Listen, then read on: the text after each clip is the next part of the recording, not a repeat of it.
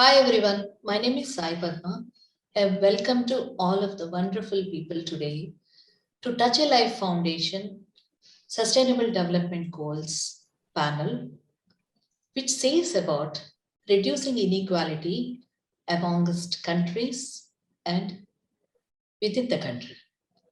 So I have with me today such a wonderful people and such a diversity. We talk about diversity in various ways.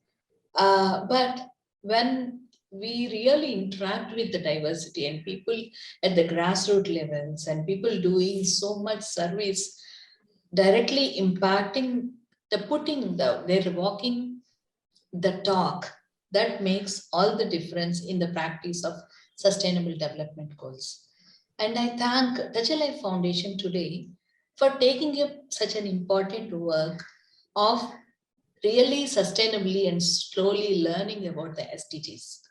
So today, I have with me uh, Professor Usha Ramanji, who is a professor of media studies at the University of Hyderabad and editor of Teacher Plus, a magazine for school teachers. Wow, what a wonderful work, ma'am. She is a columnist to the Hindu and writes extensively on topics related to technology, health, and education. You know, the most buzzwords: technology, health, and education. So that's what we are living, and that's why how are we connected or disconnected? Maybe Usha ma'am will throw light on that. So ma'am, tell me, like regarding the inclusion wise, regarding the SDG number 10, reducing inequality in parlance with the pattern with the work that you have been doing, either be it in the technology like in the digital world or in the gender studies, or connecting both through the education. It's a big question, but thank you. Thank you for having me on this panel, and thanks to the organizers as well. I think the Sustainable Development Goals have been somewhat, a guiding factor for many of us in the development sector, and they've helped us also focus our activities in specific ways. So maybe I'll just speak very briefly about the things that you asked me to. That is, how do we think about reducing inequality, particularly using technology, keeping in mind inequalities because of gender, and how they may, play out in different spheres of activity. So if I begin with the whole question of technology, in the past few years, and particularly in the past 1 year during the pandemic, we've seen that technology has been both a boon and it has been something that has shown us how deep the inequalities are. So the moment the world shut down and we moved to the digital space, with online education, online transactions, trying to do everything online, we realized how many people were left out, and how big this, what we call the digital divide, actually is.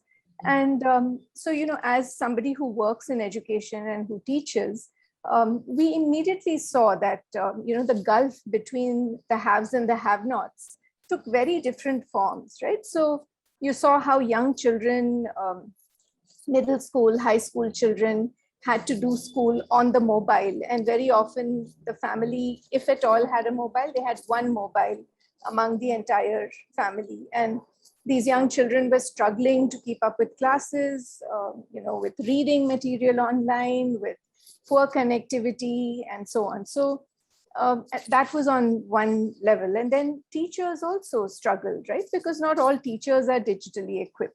So we saw that in education, particularly, whether you're talking about students or teachers, it was a big struggle.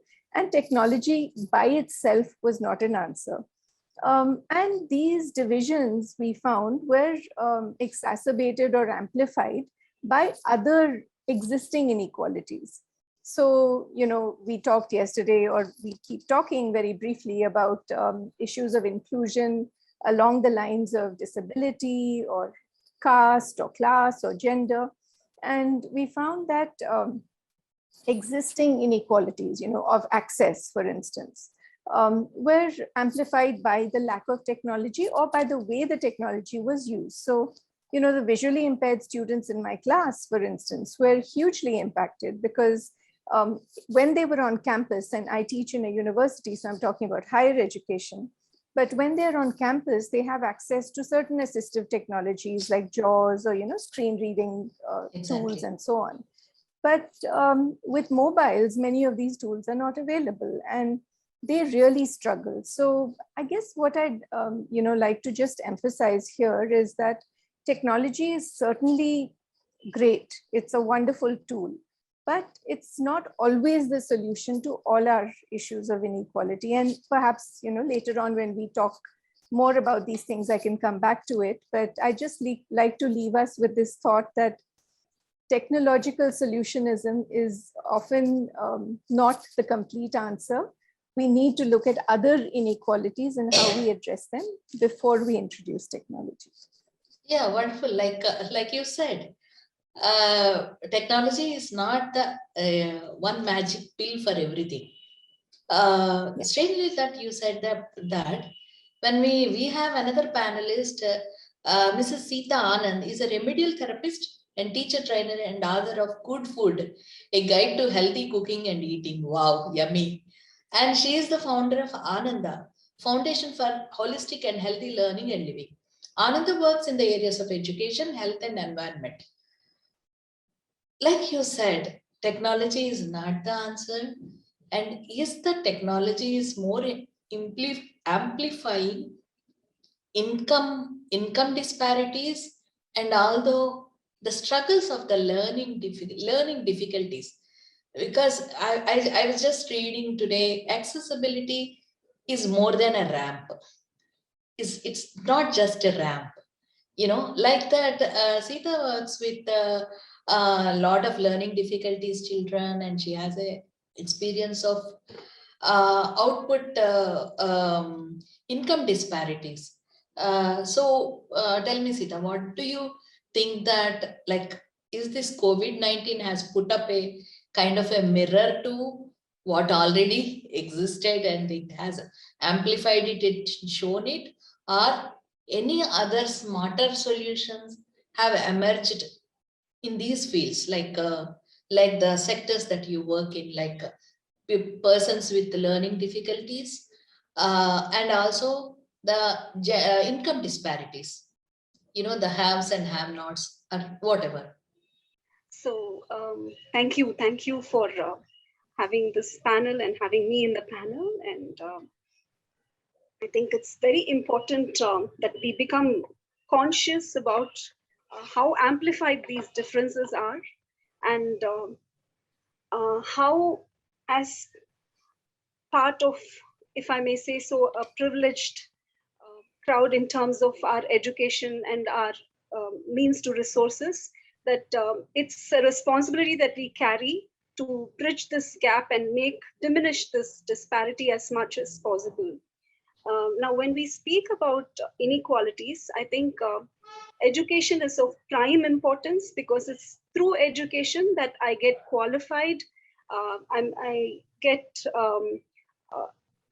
a standing, to be on par with others, or to be able to to have the capacity to bridge this gap. Now, if you see in education in India, our constitution, Article 21A, it states that it's a right.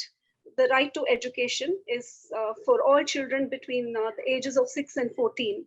And further, in 2009, when the Act of Right to Education, RTE, was it was carried out in the Parliament, and from 2010 it's been in force.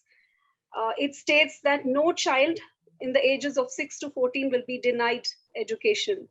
That's in theory.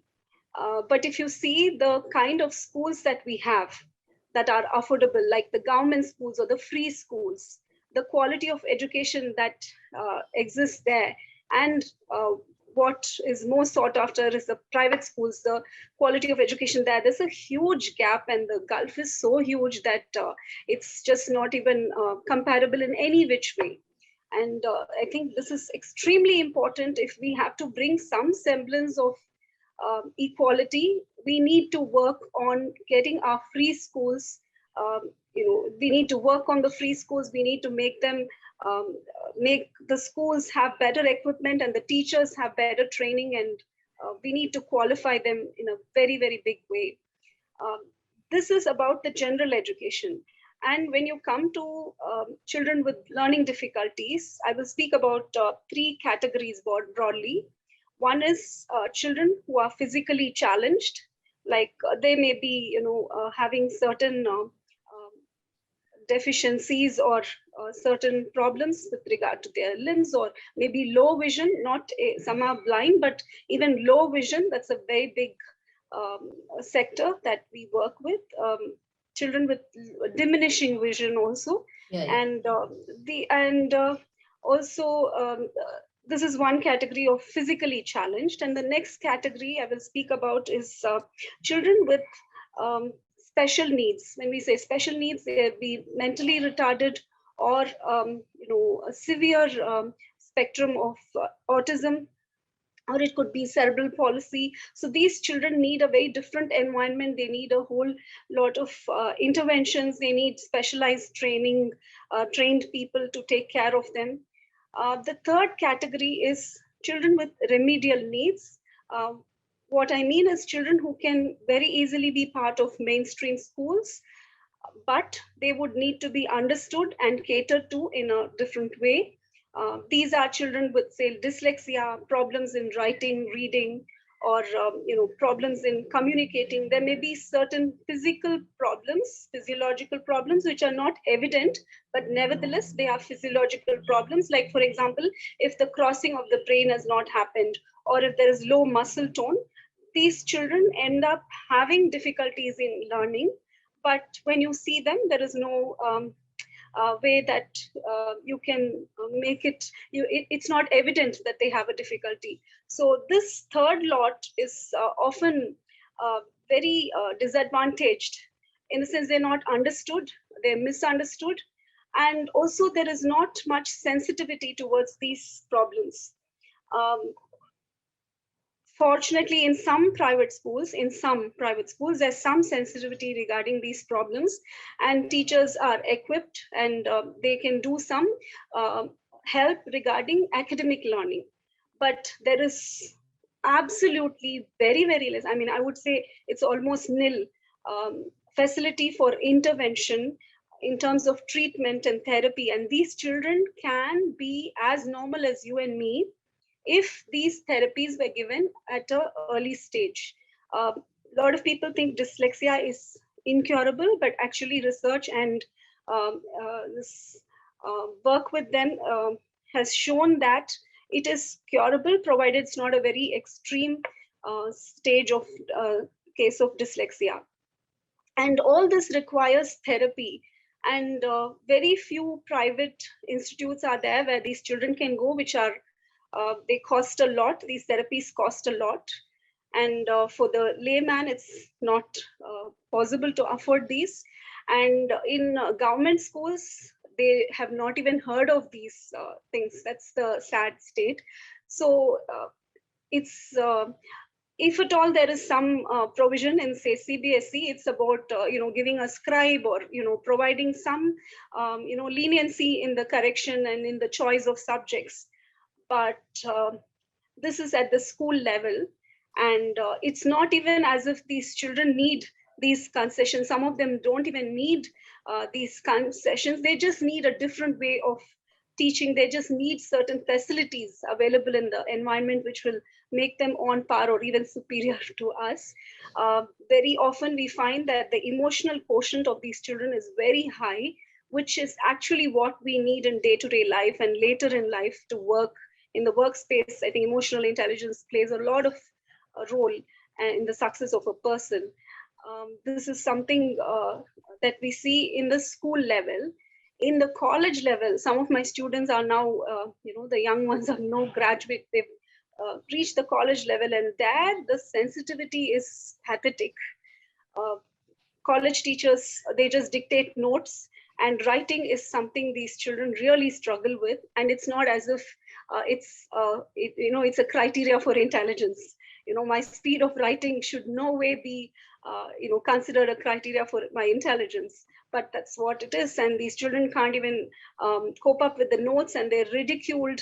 And many of them have dropped out of college simply because they can't stand the social stigma, and the sensitivity among college teachers is just almost non-existent. And I think unless we address all this, there can be no semblance of equality, and we as a society are losers in this Yes. by and large, because some of my students are very capable, children with learning difficulties, not just in humanity. I mean, it's not as if I'm trying to demean one subject over the other, but by and large, it's considered that you cannot cope up with something like science, then you take up arts.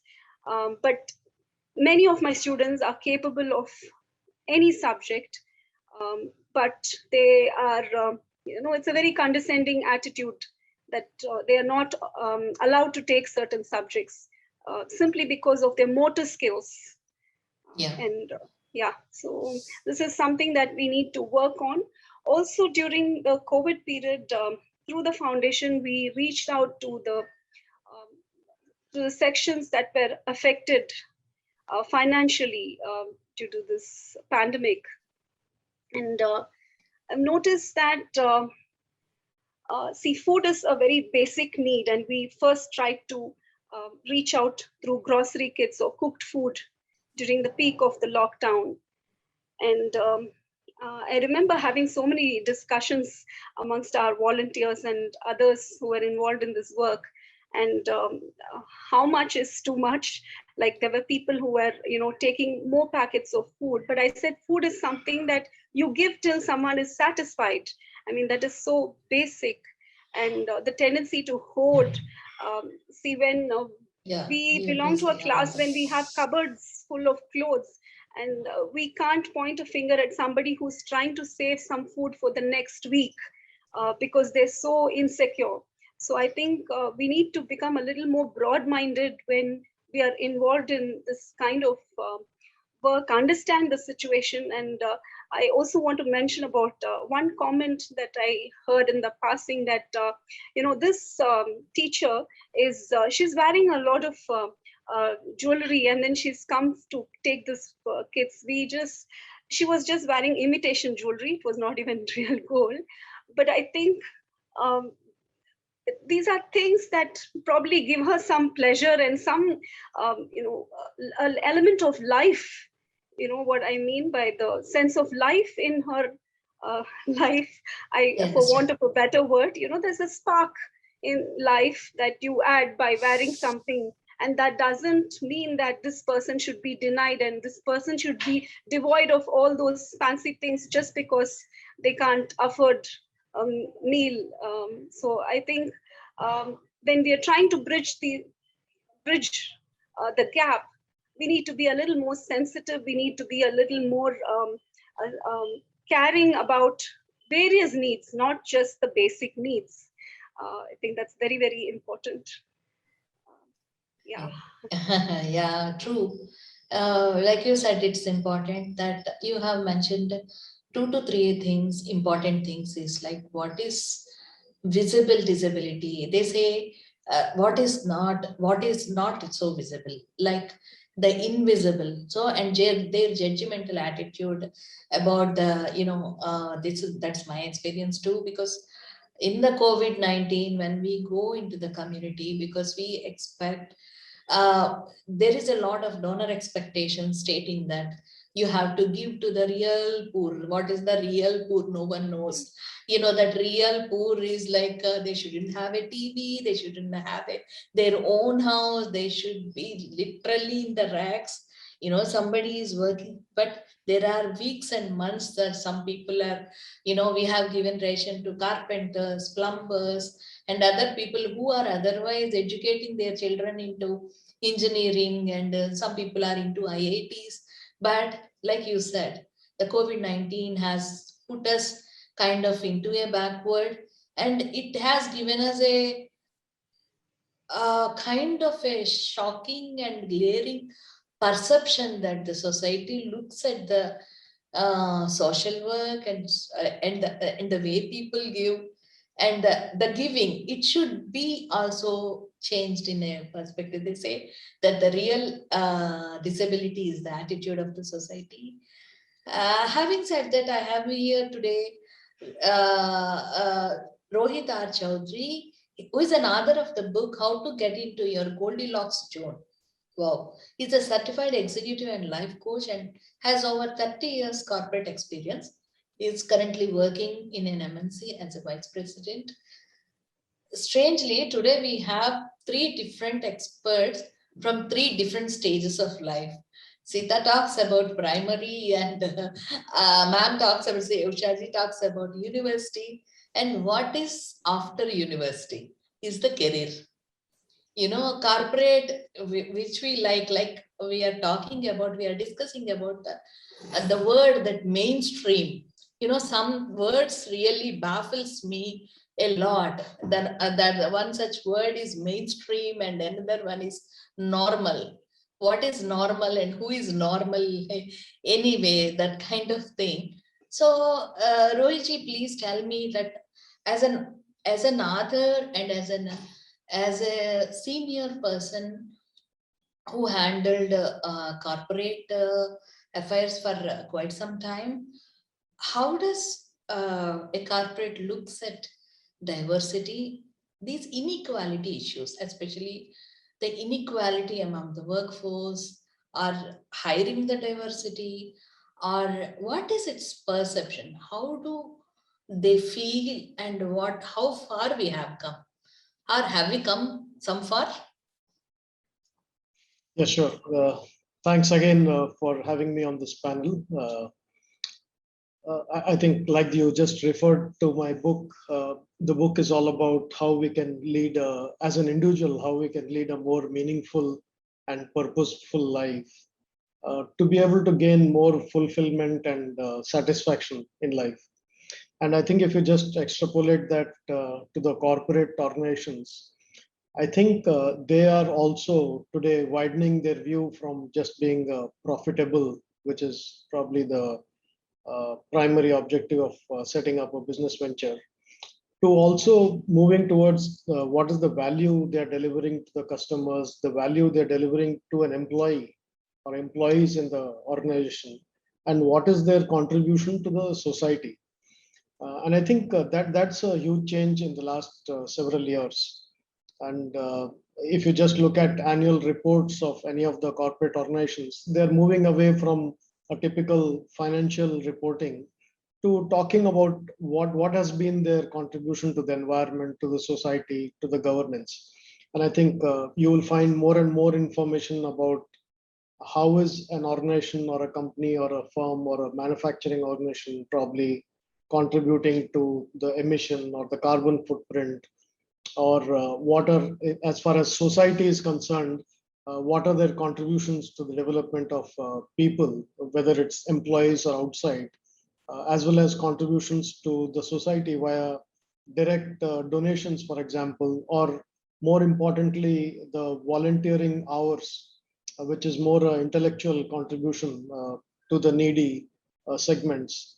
And then talking about the gender balance, focus on various inclusion, diversity initiatives, and then also on the governance piece, which is also the focus area in terms of supporting the SDGs, the Sustainable Development Goals. So I think all these have made quite a huge impact on the way the corporate organizations are contributing today in this segment. And many of them are in different stages of their journey in how they are contributing. But I can say that at least the large corporate organizations, even by law, they are expected or they are required to spend 2% of their profit on corporate social responsibility. And I think that's been a very strong and a very positive movement. And I think if I had to summarize how that is impacting from my experience of seeing how companies are responding, in my view, I think there is more meaningful spend towards the society because of this area, because they could have been expenditure on various facets prior to the legal requirement. But I think post this, there is a more focused and a more meaningful spend.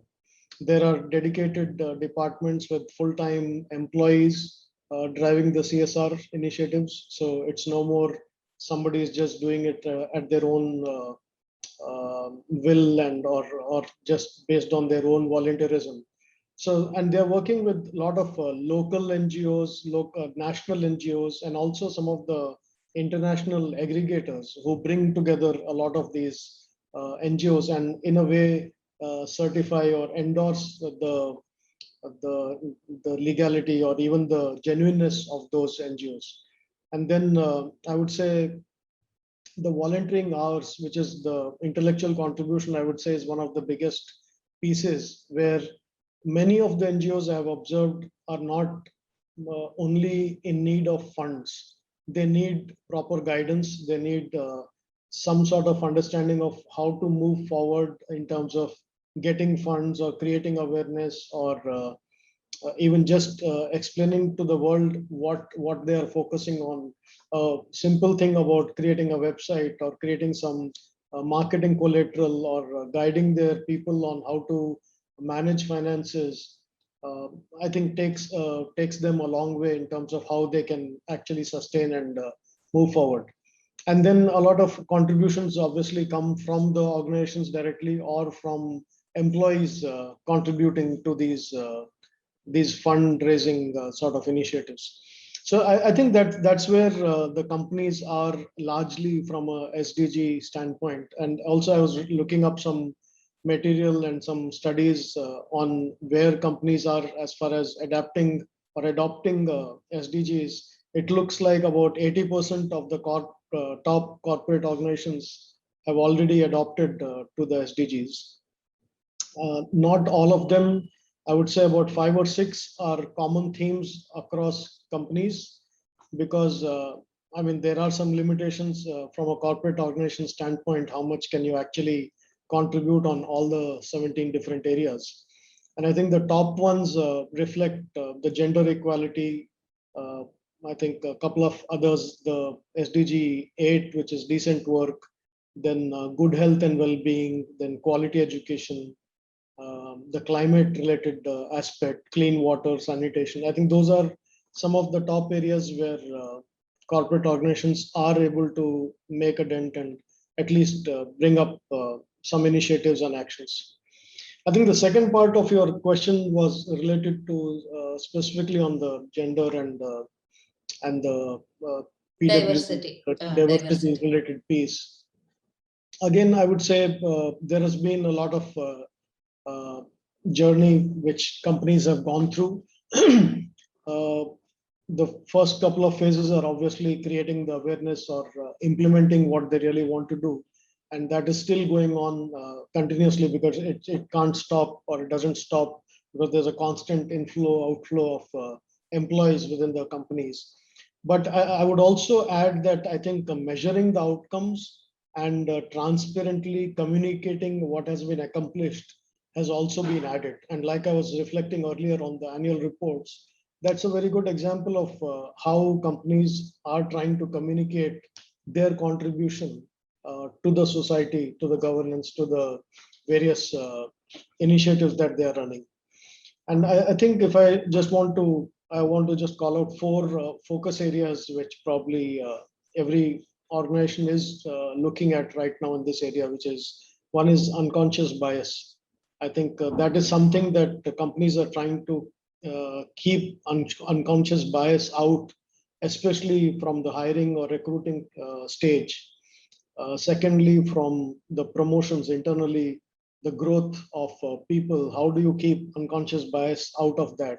And also in the development of people and not giving opportunities only to those who are raising their hand or who are directly visible, but to the segments which also need that help and support. The second is the culture, how to drive a culture where the differences are actually understood. And I think one of the panelists also referenced to the understanding Because unless we really understand the needs, that's very difficult to actually imbibe. I mean, as an example, I mean, you spoke about ramps not being the only requirement for somebody who's physically disabled. But I would say, unless we hire somebody who's physically disabled, you don't even realize whether there's a ramp or not there. I mean, other issues, whether they're having the right access to cafeteria or restroom, or how to engage them more effectively in meetings or other cultural events or larger organizational events. Those are more complicated areas. But I think some of those things, unless we do take an action, it's a catch 22. Do you hire somebody and then create the facility, or create the facility and then hire somebody? I would say, if the intent is there, convert it into action, hire somebody. Because I have realized as a corporate representative here that many of the times the employees who have been hired with special needs, they said themselves will come up with the required solution. If we hire somebody with a visual impaired situation, they will actually tell us what technology to be used, or somebody with a physical disability will tell us what facility you need to create. So I think that was the second thing, which is about creating the culture, understanding. The third point there was creating the representation, increasing the representation through a diverse workforce, whether it is gender or different cultural backgrounds. It also depends on what talent pool is available and which clients and markets we are serving. So it should be a good representation of that geography, because we can't replicate things which are happening in the US or UK or some other country. We need to Exactly. look at what specifically we need for India. And the fourth, last point there is fostering inclusive leadership. I think that's the key element here, which is the attitude the leaders bring to the organization. I'm not talking about one person, but at every managerial level, anybody who Yes. leads a team, I think Yeah. bringing that perspective of inclusion. And it's really about preparing those leaders to actually role model those inclusive behaviors, and also the decisions that come with that. So there are various ways we try to put in to measure the results and measure the effectiveness of the leaders in these areas. And I just thought I should raise these points in the opening. Thank you. Yeah, Rohitji, that's wonderful. A lot you have made such a lot of points. Like truly corporate leader, corporate coach you are. So you have given us a summary of these things. I have some couple of observations. They are not comments or a feedback. So, like you said, like I was rejected in many corporate interviews because of there is no physical structure there at that point of time, some time way back. And like you say, I totally agree that the organizations have moved from the financial reporting to impact reporting, kind of a more impact reporting and a more social reporting of they understand that they are part of the whole game, and they need everybody needs everybody. That's one thing that there are a couple of observations maybe Usha ma'am would like to throw some light on. Is like my one observations are comment or whatever it is that how accessible is these corporates for corporate CSR, let us say, talk about the CSR or something. How accessible are these for kind of a small players or for a small NGOs, for people who want to work with that? And definitely, like as a person, you have seen that hire a person and do some journey with that person, and they will tell what they need, because they are the ones who is leading the life with an assistive device, or they need some facilitation. So Usha ma'am, would you like to make some points on what Rohitji made here? Yeah, actually, that was really a very nice summary, Rohit. I like the way you distilled it into those four aspects of organizational planning in a way, right? And I just wanted to not necessarily detract from what you said, but maybe add to it with 4 points of my own, which relate to inclusion and creating a level playing field.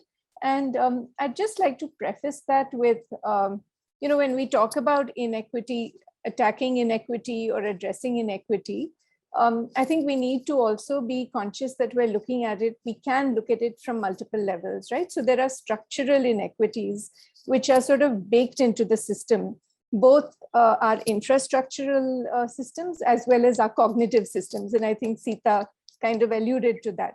So there are structural inequities, and then there are practical inequities. And very often we tend to, the easier fixes are the everyday things that we see, right? Okay, you do charity, you teach one person, etc. But these don't seem to go very far in removing the larger structural barriers, which are long journeys. And because they are long journeys, they require a change in the way we see the world and the way we live in the world. We very often say, oh, that's something for another day, right? So let's just give some money or, do this patchwork and feel good about it and we'll go on. So I think that's something that we have to be aware of. And, how do we deal with, the everyday needs to reduce inequity, plus also attack the big structural problems of, implicit bias, like you said, right? Unconscious bias and so on. So I was just thinking it might help for us to have I also have 4 pointers. One is this whole approach to universal design. So it's not about designing for this kind of person or that kind of person, but designing for all kinds of people. So if universal design becomes a principle of life, then we don't have this conundrum of, do we take on people with disabilities before we build infrastructures for them, or do we build the infrastructure first? So the infrastructure has to be for all kinds of people. And in order to have the imagination to do that, we need to involve all kinds of people. So in the disability movement, there's this very popular slogan, right? That is, nothing about us without us. So, which means that at the planning table, we need to have, women, people with various disabilities, people from various class positions, all of that. To be truly inclusive, not only, to have these, to tick the boxes, but also to have inputs. The third thing would be to take a rights-based approach rather than to take a welfare-based approach. And I think a lot of corporate social responsibility, forgive my saying this, I think continues to take a welfare-based approach rather than a rights-based approach. So that requires a shift in the way we see inequity. And the fourth thing, again, I think something that both of you alluded to, is to be culturally sensitive. And again, we think, we often don't know what this means until we hit that wall of cultural insensitivity. So just to make sure that we are attuned to different kinds of articulations and, different kinds of belief systems, and take those into account. So yeah, I'll stop there. Wonderful, Usha ma'am. Yeah, like you said and you elucidated, it's a universal design, but universal design has to be understood by universe. That to understand that by the universe, because I did a access audit for Hyderabad Metro, there I need to go to restroom. So the restroom was fine and they built a big restroom, I heard. But so far, most of the persons with disabilities is either not traveled, or they have the goals of the universal design has not been dripped into the this thing, not properly sensitized, like Rohit ji said, like culturally properly sensitized. Who are using, why they are using, why do they need? So they locked the restroom, putting all the paint boxes and all the stuff as they're using it because that's a bigger room with a lot of room to turn around the wheelchair and all. This we are talking about 2020, 2019. That means that It still shows how much we have to do in terms of making people understand the universal design. So, because I think corporates there can do a lot of work in making, because they come with the kind of a global positioning. Most of the big corporates come with a global positioning, who can at least emulate among their, not only their campuses, but among other things, other schools that they are building, other volunteering hours they are doing. Is like, if the universal design be understood, then they will themselves understand it. To understand unconscious bias also, first one has to understand what is bias. So I leave it here to Seetha. Would you like to say anything, Seetha, here on what Rohit ji said and Usha ma'am said? Yeah, maybe not directly responding to what they said, but definitely relevant to what we're talking about. When we speak about people with learning difficulties, or um, people with certain challenges physically also, I think public spaces need to become they need to be used as therapeutic spaces. This will do two. I mean, it will solve two problems. One is um, it brings courage for parents of these children, and for even adults having difficulties, to use these spaces to come out in the open and be part of mainstream, like you said. And also the second thing is, it will make the public more sensitive to the difficulties that these people are going through, and it'll also make them sensitive to the potential that these people have. Parks, empty spaces that we have so much around us, these spaces need to become therapeutic centers or spaces. It'll also bring down this affordability factor. See, it's so difficult for parents with children with learning difficulties to go to a center, pay the fee for certain specific equipment. They're very specialized equipment. They're actually quite simple if we put our minds to it, and we try to make it more affordable in terms of design. And here the corporate sector can really help us do this, bring more technology, and bring more innovative designs in designing our parks, like say for children who have a difficulty in crossing of the brain, or eye tracking. Our public spaces can very beautifully do this therapy work. And like I said, it's both ways. The public will become more aware of what are all the difficulties they face, and how simple lifestyle changes can help them. And in future, they will be more sensitive to people having such difficulties. And secondly, it will become more affordable, like I said. And also, it's good use of public space. This is something that I think a very simple solution. And also, with regard to free schools, government schools, I think if we can have people from the corporate sector, volunteering some time, it will really bring up the quality of education there. We did try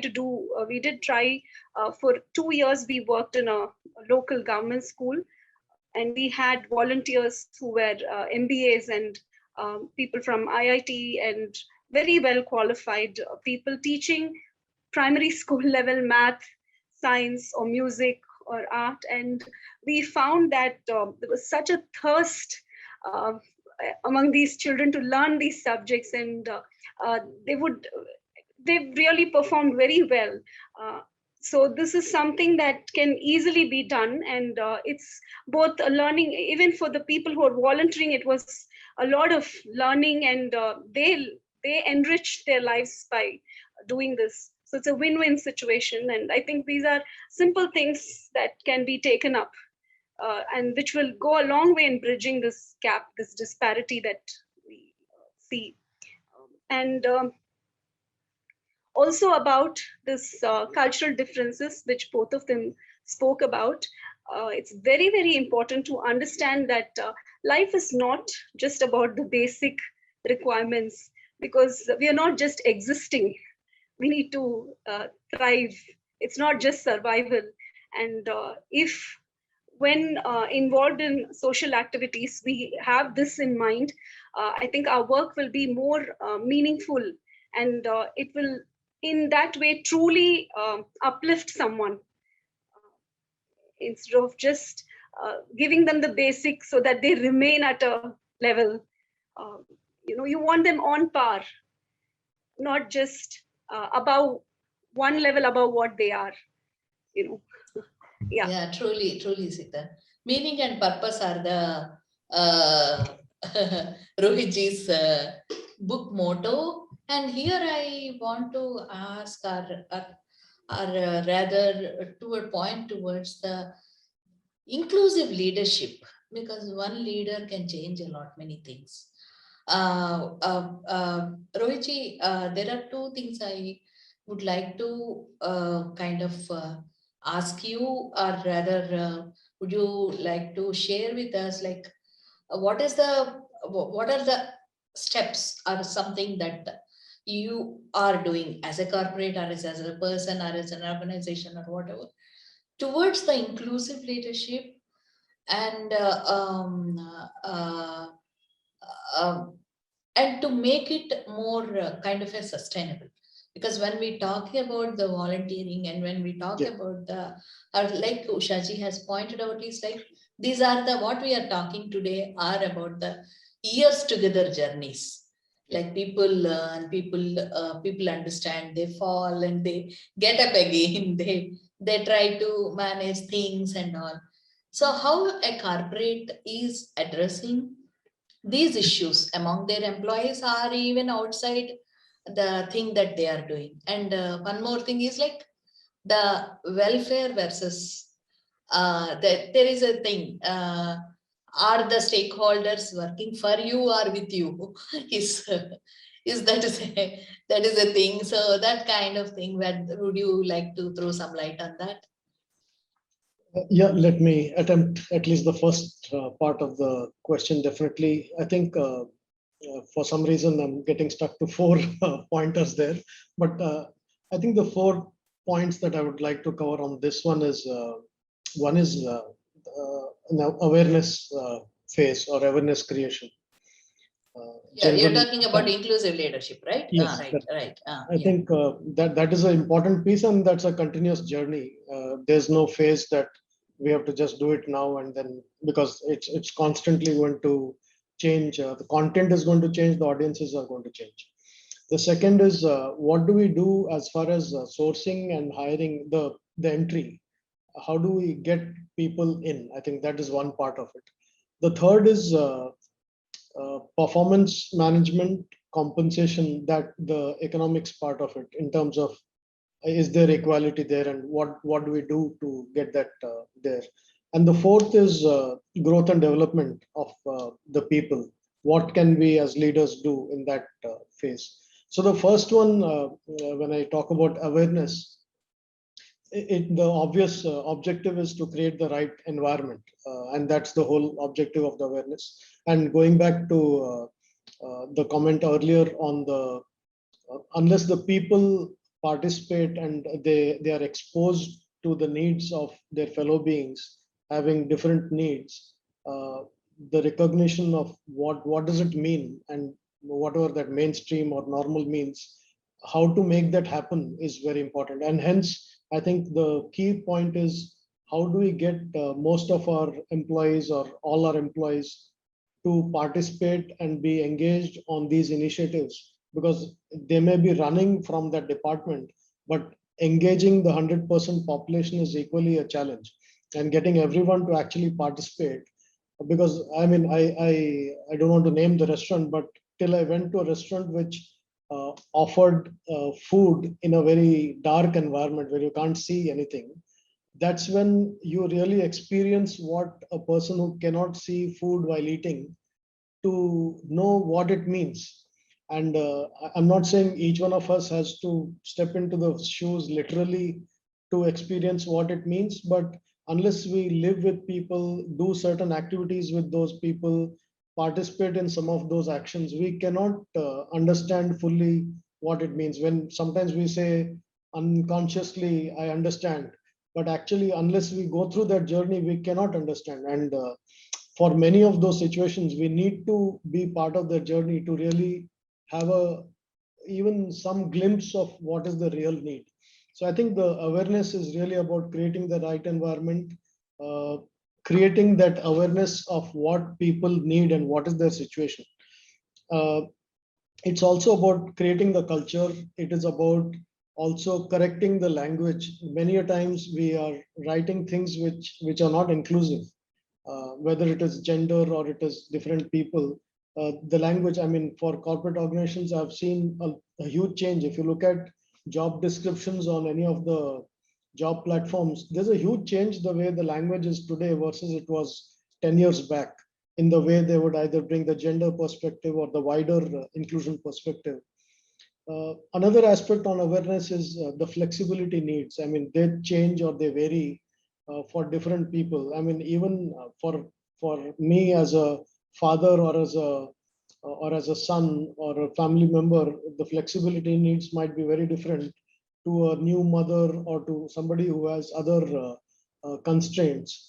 And that those understanding those needs and being more flexible, agile, and accommodating the different needs, and not saying, look, this is the policy. Policy is an outcome of what is the need of people. So either we influence change of policy or we look at policy as a guideline, but you look at the situation and then decide what needs to be done. And then it is also about creating a culture where people who have special needs are not made to feel that they have those needs. I think how, like Usha ji just talked about, how do you create that sort of environment which is all inclusive? So somebody who has a need is not feeling that this was created for me specially, and I'm just part of that, and it is already there existing. So I would say those are the elements under awareness. Many of these programs sometimes are voluntary participation based. Some organizations, some elements have been made mandatory to make sure that the right message is going across to everyone. So that I would say is the first one. The second is the entry into the organization. The hiring plays a very important role, whether it is at an entry level or it is a lateral hiring. And as corporate organizations, a lot of times we have all the data that we need to check how are the ratios at the time of hiring people, whether it is gender or any other criteria that we are looking for. And I think that plays a very important role. Under this same area, I would like to say that it is important to widen the sourcing uh, options or wider supplier options. I mean, sometimes we come with this constraint of thinking that I want to hire somebody with a physical disability, but I don't know from where to hire, and there are no organizations which offer that segment as a profile or candidates for that role. But I think we need to overcome that assumption and actually move and say, I need to do it. And can I widen the sources for hiring the segments that I want to focus on? Uh, Within the hiring and that stage, I would also like to call out that the pipeline building, not at just the entry level, but I think at every level, whether it is a junior manager or a mid manager or a board member, I think having the right mix, like we just discussed earlier, unless we have the right people on the table, the decisions will then be, if they have the right people, then there'll be more diverse and inclusive decisions outcomes. If we have lesser people and very similar set of people, then the outcomes or decisions will also be very narrow. So I think the ratios at various levels of whether it is hiring laterals or whether it is the pipeline building, that's the second area. The third area is performance and compensation. I think with more and more organizations participating in these salary surveys, etc., there is more transparency and visibility of salary bands. I think that element of bias has definitely come down in the sense that there is lesser I think I would not say zero, but I would want to say that there's more transparency and standardization as far as compensation or performance management is concerned today.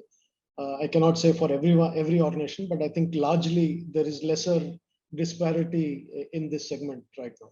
And the fourth one is very key, important growth and development, which is about actually sponsorships and advocacy by the senior leaders. I mean, how much are they actually engaged and how much are they actually involved in the career pathing and career building, roadmap building of that individual. I think that investment from their own standpoint is required. It's not an investment of money, but time, energy, effort in helping the person actually see various career paths, increasing, expanding their network, actually helping them actually get opportunities in tune with what they want to do or what they aspire to do, opening up those gates for those people. So it's about sponsorship, advocacy, mentoring, helping with the career paths, roadmaps, and actually investing in people genuinely rather than just speaking about it in general. So I think those are four areas that organizations are doing and or they would be doing once they get onto that journey of actually genuinely trying to make a difference. That's the way it should be, might be from moving from the token diversity or a token thing to the real kind of thing that we have been doing. We haven't even discussed today. We talked about mostly about kind of a safe topics on SDG. Rather say like we haven't touched upon discrimination, kind of a discriminatory policies and inequalities and the atrocities and the kind of thing that's being done in various ways. You know, in a way it is happening everywhere. How to make it sustainable towards the right kind of growth, we'll talk about the way it should be for any corporate or any organization, for any individuals and all. Seetha ma'am, what would you like to say the kind of outcome? Like we talked about our experiences today. We talked about how the corporate is responding. The primary stakeholders are responding. The universities and organizations are responding. Would you care to comment on anything that should we can do in our own, you know, in our own way, like you said, the universal designers, in our own way, are to make an impact of these SDGs among all the stakeholders, be it a corporate or be it a primary, be it something like that? Would you like to comment on anything?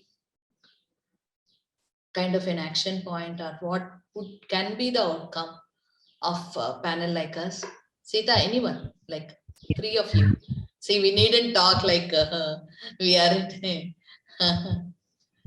Yeah, I have something to say, but I don't know whether it's a comment, but it's more, I wonder how this should be. And while I don't like anything to be forced on anyone, I don't like somebody to force something on me. But I wonder if we need certain mandatory policies that should be implemented in schools, colleges, and institutes that the privileged class belongs to. Whether it should be mandatory for them to volunteer, to share their resources, and to spend some time and other resources for the not so privileged. We've seen this happening in certain countries. In some countries, voluntary work is mandatory. When I was a student in college, we need to spend these many hours in NSS, NCC. It was mandatory. So can we put certain mandatory rules that if you need to pass, just like how you need to get a pass mark, you also need to have volunteered so many hours in, say, a school or in an institute that requires more attention, more help from the privileged class.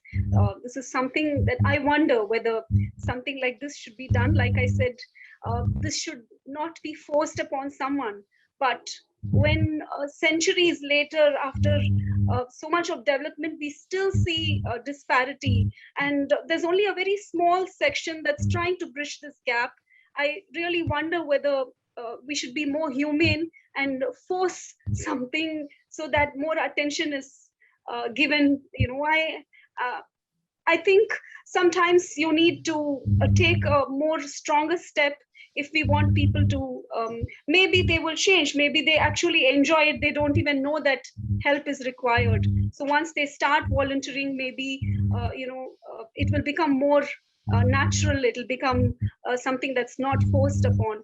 But initially, I really don't think it's wrong to do this. And I think in the school, high school level, and also in the college level, I think something like this should be part of our curriculum. It should be very much part of it.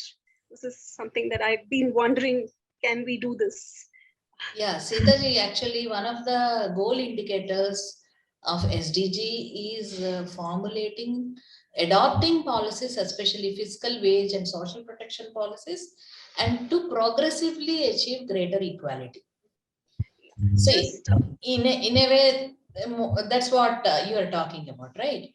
I mean to say, not as a force, but as a policy. If it is a policy, people will follow. If it is something benefits to them and have to do by them, like that's what Seetha ma'am said. Like, when it is a universal design, it is universal. That means like people will come with a mindset that it is for all. So I totally understand. But having said that, over a period of time, like Rohitji also said that this volunteer 10 years back or 15 years back, there is a very few people that are talking about all these things. Now there is a sea of new faces and sea of people that are coming where technology is doing that bit good of saying good news and bad news, whatever it is, and social media has become so powerful in addressing so many things. See, we maybe in this, maybe having a policy, maybe not within the purview of our own small panel or any other kind of thing, but definitely it should be that the volunteering is also should move from the token volunteer, or we call it as a selfie volunteers, Just a comment. from the selfie volunteerism to real volunteer. What do you say, Seetha ma'am? You want to say something? I just wanted to add, it's not just about schools and colleges, even in communities. Yeah. In India, it's a very sad situation that on one hand, you have these posh houses, really very lavish houses, and very nearby, there's a basti that is so unkempt, dirty, lacking with so many facilities. The water gets clogged there. There is so much. This disparity, it hurts Yes, it hurts that's every sense. True, very true. If a community, if there is say a gated community, or a few houses belonging to very wealthy people, is there a responsibility that can be forced on a mandatory rule that they make sure the basic needs, at least roads, are laid through their influences, through their resources, in whatever way? If there can be some kind of a policy that will make people more sensitive, I don't know, or at least accountable to what is around you. Yeah, you're right. I think Seetha ma'am is directionally, I think it is happening, like the 2% spend of profit on CSR is a very quantified sort of a guidance there. Maybe something similar on volunteering hours will add to some element. And as far as roads and other infrastructure, I think there are some regulations as part of the real estate structures and things which enable to some extent what you are speaking about. But you're right. I think it's an evolving state of mind, and as like Usha ma'am said, decision makers on the table, as you get more diverse and varied people coming to the table, decision making will also change. And I think with more participation from various segments on policy decision making matters, I think some of these things will change in the coming years. Yeah, So. definitely. According to the new CSR policy also, they have made a lot of things mandatory, like not only for the not about the profits, about the kind of a partnership and collaborative work they do with other stakeholders, or taking up the things that are most matters in their own. That also, that CSR policy has also moved from strategically from welfare to the rights based. Previously, it used to be like, let the polluter pays, let the people who has damaged the environment pays, kind of thing. From that, see, not every person, not every corporate is a polluter. From that perspective, to bringing out more inclusion into the sector, that's where the media and the studies, that are the things that are happening, are helping them.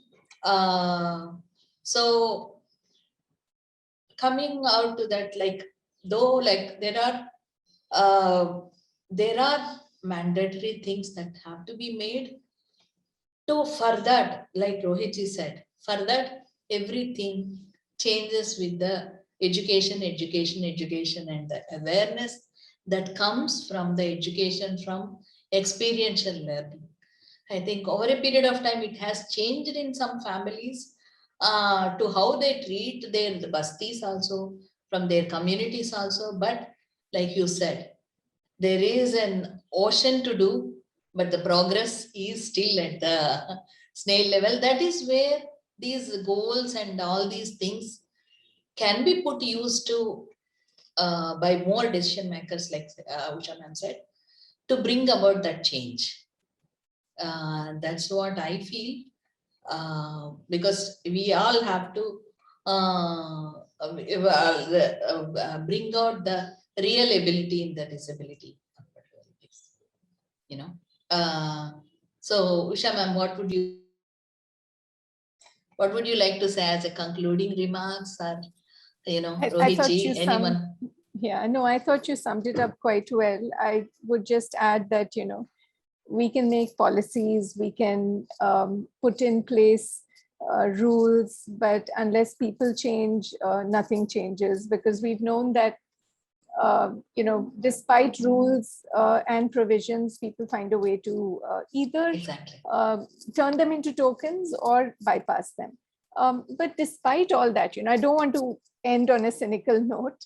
I just wanted to say that, one of the things that has come out in the past several months is the hope that young people give us, right? I mean, Exactly. so many of them are very clear that the old rules are not working well, and that we need to change the rules, and that we need to live different lives. And I think that's probably where, the real change will come. In a generation, we'll see that it will be a more equitable world. That's the real inclusion as well.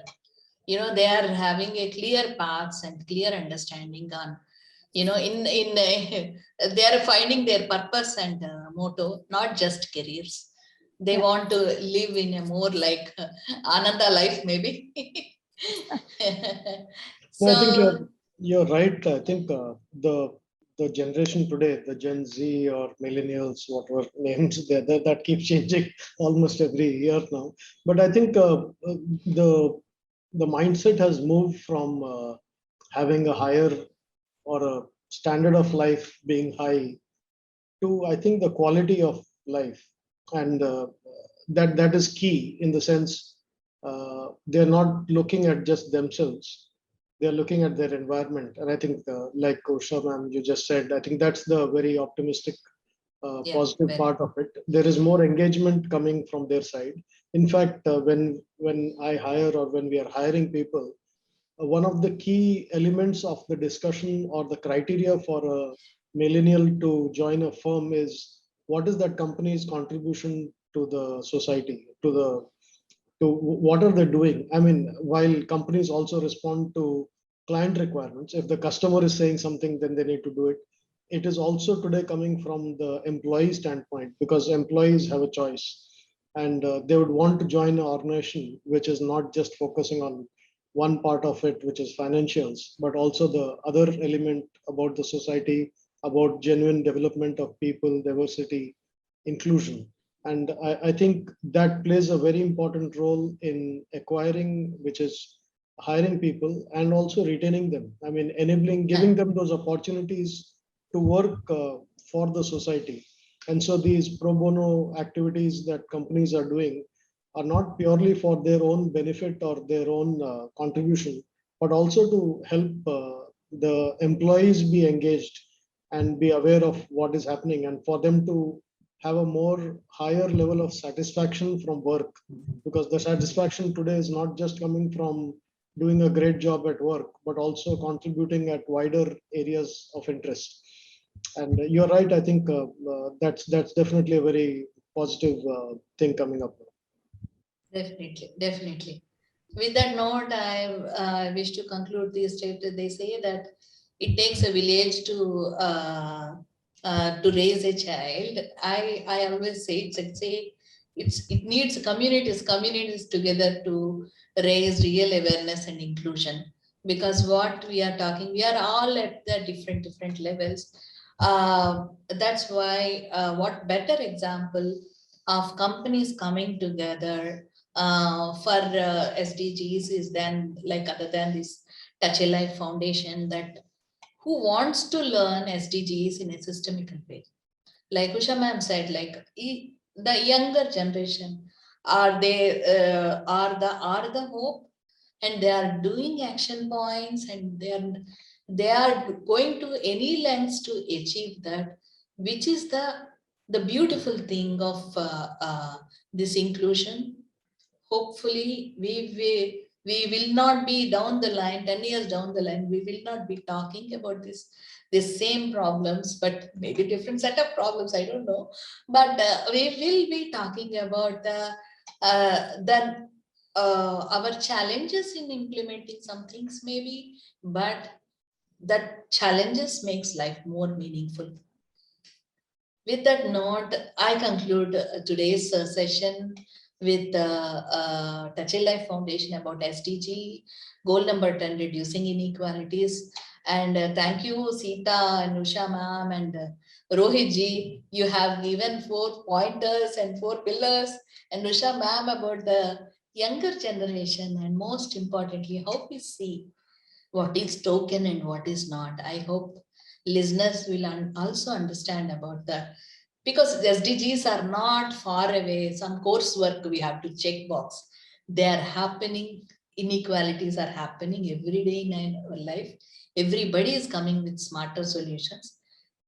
Let us bring all of them into a book and onto the table, and towards a more inclusive society. Thank you so much.